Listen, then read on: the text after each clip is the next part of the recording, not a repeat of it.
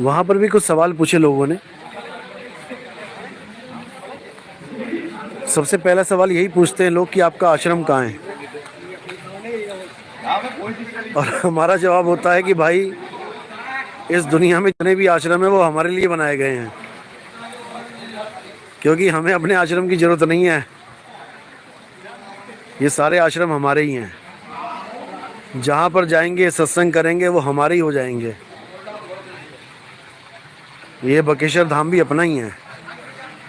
ये सारे मंदिर मस्जिद गुरुद्वारे अपने ही हैं। जहाँ परमात्मा की जिक्र होगा, जहाँ परमात्मा की बात चलेगी, वो धाम अपना ही है।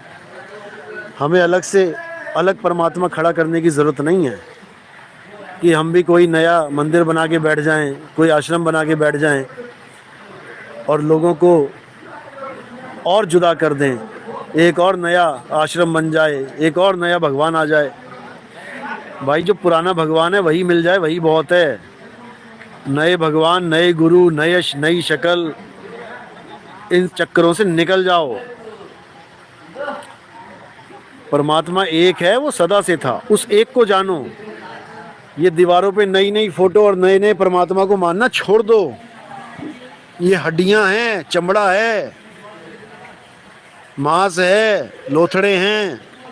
एक्सीडेंट हो जाता है सड़क पे, चिथड़े उड़ जाते हैं, समेटे नहीं जाते। जिसको तुम भगवान मान के बैठ चुके हो, इन शरीरों को। शरीर कभी भगवान नहीं हो सकता। शरीर ना तो भगवान था ना होगा। गीता पढ़ो, भूल चुके हो तुम गीता, पढ़ो उसमें। हे अर्जुन, आत्मा सत्य है, आत्मा के अलावा सब झूठ है। आत्मा के अलावा सब काया झूठ है, सब आश्रम झूठ है, ईंट पत्थर झूठ है, मकान दुकान सब झूठ है। आत्मा अखंड है, आत्मा के अलावा हर चीज झूठ है। तो अब झूठी दुनिया से निकलने के लिए झूठी चीजों का सहारा नहीं लेना है।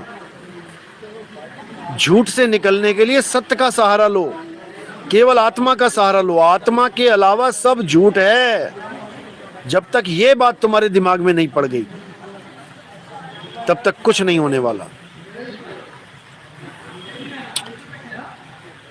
तो सवाल यही था कि आश्रम कहाँ पे है। भाई हमारा आश्रम हमारी संगत के दिल में है, और जो हमारा सत्संग सुन रहे हैं उनके दिलों में भी घर कर जाऊंगा, वही हमारा आश्रम है। उसके अलावा मुझे ये ईंट पत्थर के आश्रम चाहिए भी नहीं, ये अरबों खरबों के आश्रम चाहिए भी नहीं। तो एक सवाल और किया था भगत ने कि कबीर साहब मुसलमान है या हिंदू, क्योंकि बहुत से लोग उन्हें टॉर्चर करने लग गए हैं कि तुम मुसलमान हो गए हो, तुम मूर्तियों को नहीं पूजते, तुम भगवान को नहीं मानते, तुम मुसलमान हो गए हो, और कबीर साहिब को भी मुसलमान ठहरा रहे हैं। तो ये सवाल था, और भी बहुत से लोगों का सवाल है, यहाँ तक कि मेरे साथ भी आप बीती है ये मेरी। मुझे भी क्या बोलूँ मैं, मुझे भी लोगों ने ये कहना शुरू कर दिया था कि ये मुसलमानों के चक्कर में पड़ गया है, ये ना मंदिर जाता है, ना मूर्ति माथा टेकता है, ये मुसलमान बन गया है। मैं इन लोगों से यही पूछना चाहूँगा जो हिंदू मुसलमान के चक्कर में पड़े हैं, मुझे इतना बता दो कि आत्मा हिंदू होती है या मुसलमान। शरीर तो तुमने देख लिया कि किसी ने टोपी पहन ली, किसी ने चोटी रख ली, हिंदू मुसलमान बोल दिया शरीर को देख के। जो आत्मा है, जो परमात्मा का अंश है, ईश्वर अंश, जीव अविनाशी, इसको तुम हिंदू मुसलमान ठहरा के कैसे दिखाओगे? तुम हवा को हिंदू मुसलमान कैसे कहोगे? तुमने शरीर को मान लिया हिंदू मुसलमान, जबकि शरीर इन 5 तत्वों का अंश है। आकाश का अंश है, हवा का अंश है, पानी का अंश है, धरती का अंश है, अग्नि का अंश है।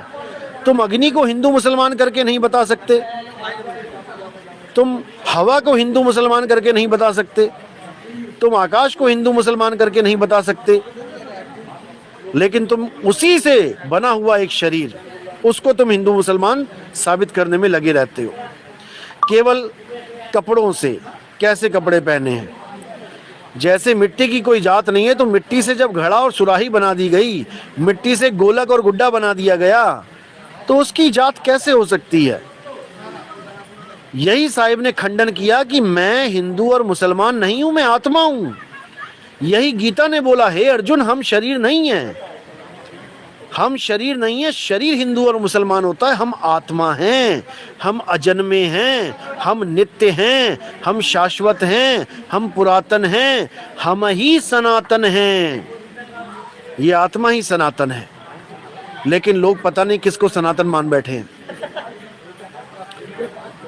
तो कबीर साहब कहते हैं जब तुम गीता समझ जाओगे, वेद कतेब झूठ नहीं भाई, और झूठे हैं जो समझे नाई।